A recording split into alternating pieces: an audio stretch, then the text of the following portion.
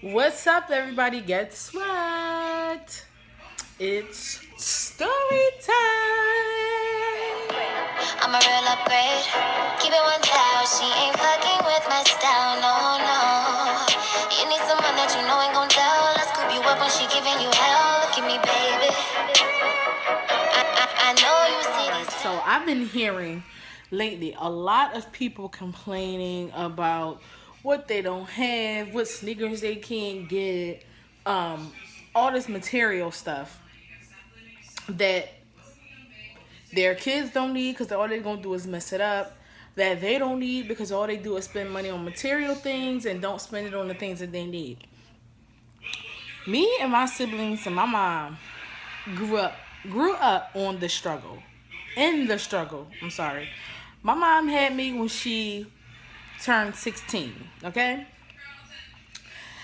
So I am 29, my mom is 45, so you do the math.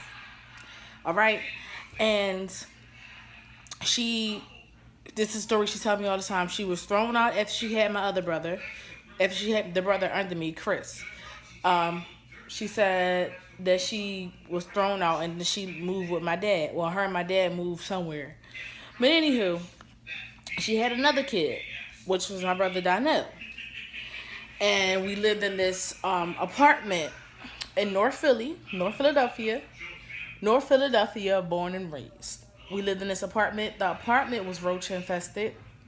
And then came Jeremiah, then came Marcus. And before we moved out of there, my sister was born, Shay, in 1997. Within that time, though, um, we were poor. Not gonna lie about that. My mom always made sure that we all were clean. She would wash our clothes by hand because we didn't always have the time or money to go to the laundromat. My dad was present, but my mom took care of us wholeheartedly. She always made sure we had before she even had. She made meals out of nothing. We would have noodles, and for dessert we would have vanilla wafers or them other kind of wafers with the cream inside. We would have we would make meals out of anything, not just any old thing, but food we had left and everything like that. Then, um, somebody even called DHS on my mom. Not that, not because we weren't taken care of, but because somebody felt like my dad was doing some crazy stuff, abusing us, which he wasn't. But how parents hit you sometimes and it goes too far. But my dad wasn't an abusive parent. I can't say that. But he was, sometimes he would hit my brothers too hard. But anyway, DHS got involved and everything.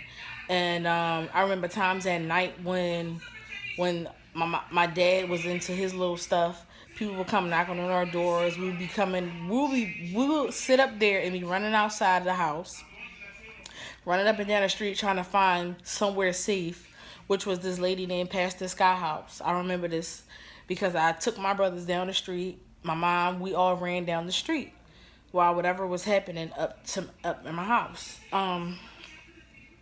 So we had a crazy childhood. One time when we moved, my dad was into his stuff again, and the person that he was into got into our house and beat my dad up and tried to beat my mom up. I was in the middle, and I held my mom just so she wouldn't hit the lady with the lamp. My little sister was in her arm. We all three of us fell at the same time. Me, my mom, and my little sister. We all fell. My dad was in the other room. He got hit and everything. Um, Me and my brothers, we had to share clothes. Anything that I grew out of, I would give to Chris. Anything Chris grew out of, he would give to him. So it was worn down by the time it got to Donnell and Jeremiah. Um, I remember days where my mom wouldn't even eat because she had to feed us. My mom was on welfare. So, and then I started getting into the habit. My mom had to get a job. her first job, she was working at Checkers. So while she was at work, I'm watching my little brothers. I'm watching my little sister. Because my dad wasn't really watching us. So he would always say, Tina, get your brothers and your sister. Tina, get your brothers and your sister. So then we start going to church. And my mom would want to go to church by herself. Tina, get your brothers and your sisters while your mama in church. Or then he would send us all down there and do that. Kids used to talk about us, call us dirty. We was never dirty. But we just didn't have what other kids had. Because my mom had to make sure we ate. Had to make sure we all had clothes on our back. So we was always appreciative of the new stuff that we got. Because it wasn't often that we always had something every single week. So that's why when I see people these days worrying about all this material stuff for kids that don't really need it, I just be looking like y'all wasting y'all money. Like y'all need to save and invest and everything like that. But at the same time, me now, because I didn't have what I actually wanted then, whatever I ever wanted, if I don't gotta save, whatever I want, I'm gonna get it because I deserve it and I worked hard for it. I've been working since I was in the 9th grade, 15 years old. I've been working since I was in the 9th grade. And anything that I buy myself, I deserve it. Because I worked hard for it. It's a lot more stories that I probably got to tell y'all. But I just wanted to let y'all know that everything was never peaches and cream for me and my family. We have a close bond because that's all we had. We didn't have all the material things coming between us. We didn't have all the extra stuff blinding us from the value of family. All we had was each other. We all went everywhere together. My mom took all of us everywhere. We got on the bus together. We went to school together. We went to church together. We went to after-school program together. My mom worked with us at the after-school program. We went to summer camp together. We went to Christmas parties together. DHS sent us to Christmas parties where they gave us toys because my mom couldn't afford toys all the time for us for Christmas. We went to Thanksgiving parties, Halloween parties, all together. And in church, when we had to travel, we all got on that same van together. People started helping my mom out, giving us clothes, giving us shoes, and everything.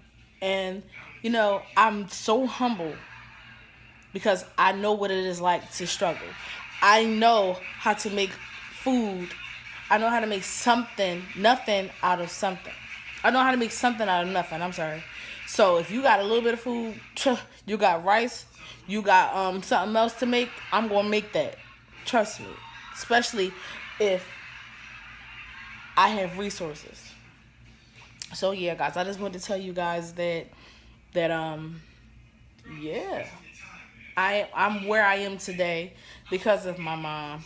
I have the values that I have because of my mom. And of course, by the grace of God. So, make sure you guys thumbs up this video. Comment, like, and subscribe down below. Hit the subscribe bell next to the subscribe button for more videos from Dimples 215. And I will see you guys another time. Peace out.